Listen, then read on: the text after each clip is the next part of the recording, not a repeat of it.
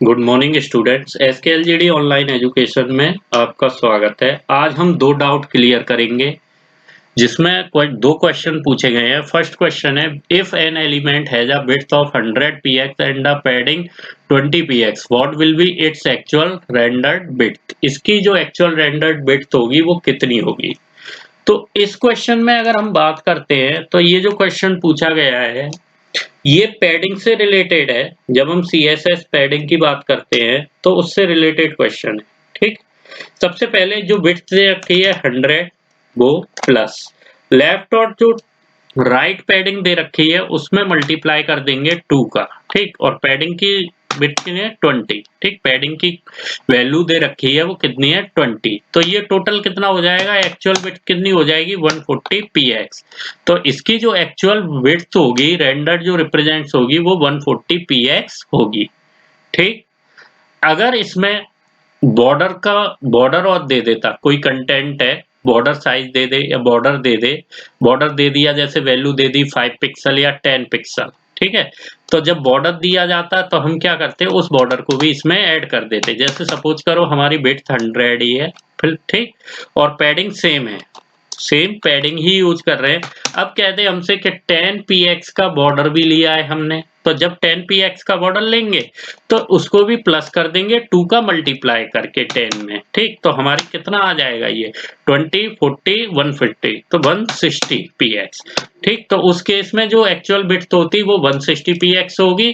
और जो क्वेश्चन पूछा गया है उसके अकॉर्डिंग अगर विड्थ निकालेंगे एक्चुअल, तो विड्थ है हमारी 100 px, पैडिंग है हमारी 20 px, तो एक्चुअल जो विड्थ होगी वो कितनी होगी 140 px। अगर बॉर्डर दे रखा है साथ में वैल्यू दे रखी है बॉर्डर की, तो तब उस केस में विड्थ 160 px होगी। और विदाउट बॉर्डर है यानी बॉर्डर दे नहीं रखा है तो कितनी होगी हमारी 140 px विड्थ होगी। सेकंड क्वेश्चन है, ट्रू और फॉल्स का, we can not use image as a bullet. क्या हम इमेज का यूज इसमें बुलेट के रूप में कर सकते हैं या नहीं कर सकते हैं। तो अगर हम बात करते हैं HTML कोडिंग की, ठीक, HTML कोडिंग को स्टाइल में लाने के लिए ही हम CSS का यूज करते हैं। और जब HTML कोडिंग में बुलेट का यूज करते हैं तो वो केवल टेक्स्ट के टाइप के लिए यूज किया जाता है वहां पे। ठीक, अगर HTML से रिलेटेड क्वेश्चन है तो वहां पे तो हम इमेज को बुलेट के रूप में यूज नहीं करते। ठीक है, नहीं करते, तो उस केस में तो ये ट्रू होगा। लेकिन जैसे ही हम CSS स्टाइल को अगर HTML में ऐड करते हैं, अगर बेसिक HTML लेते हैं, नॉर्मल HTML, तो उसके लिए तो ये ट्रू होगा। लेकिन CSS स्टाइल सीट के बात करते हैं तो इसमें हम इमेज को बुलेट के रूप में यूज कर सकते हैं या नहीं कर सकते हैं, बिल्कुल कर सकते हैं। ठीक है ना, तो ये केस क्या हो जाएगा, इस केस में ये चीज ट्रू हो जाएगी। कैसी हो जाएगी, ट्रू। ठीक, बुलेटेड लिस्ट का यूज हम कर सकते हैं, तो उस केस में क्या है, ट्रू है।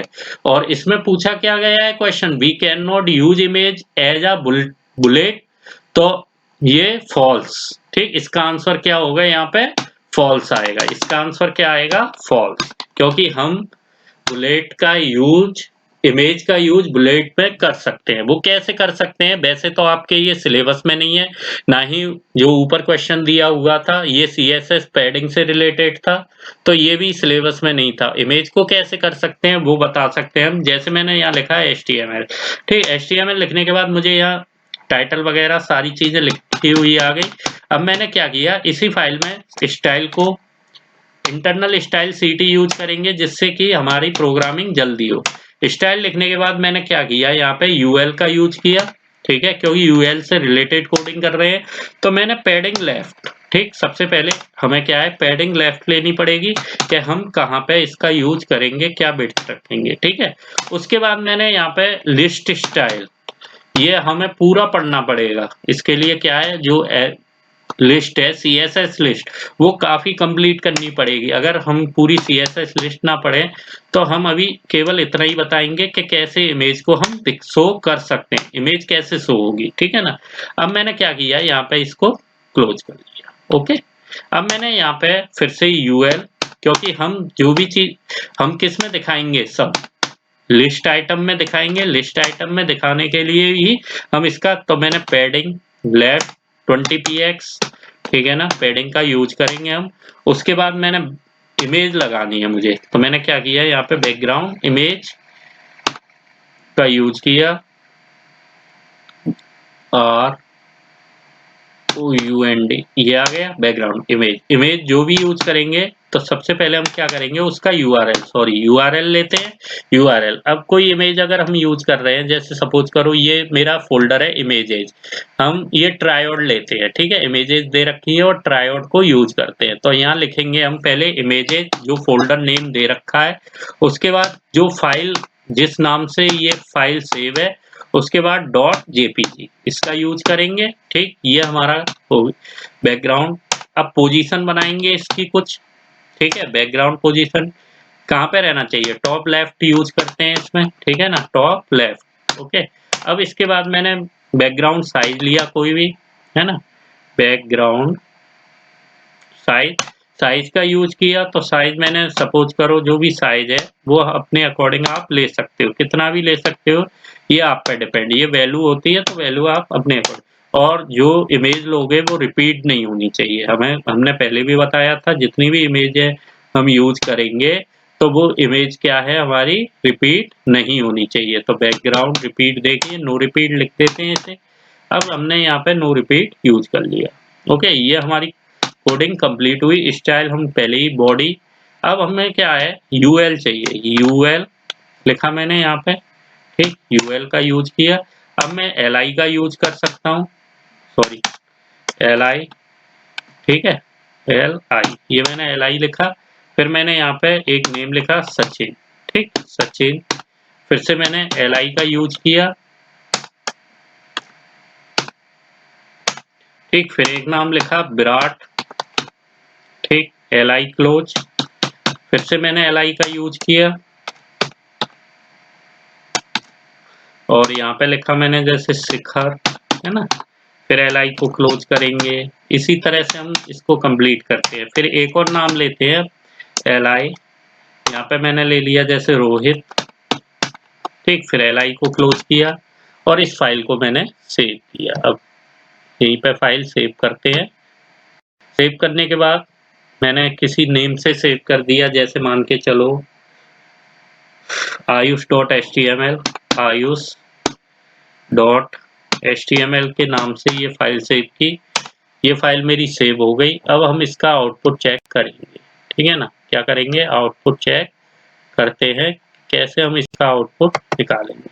ओके, ये सॉरी आयुष है, आयुष के नाम से अब मैंने फाइल को ओपन करेंगे।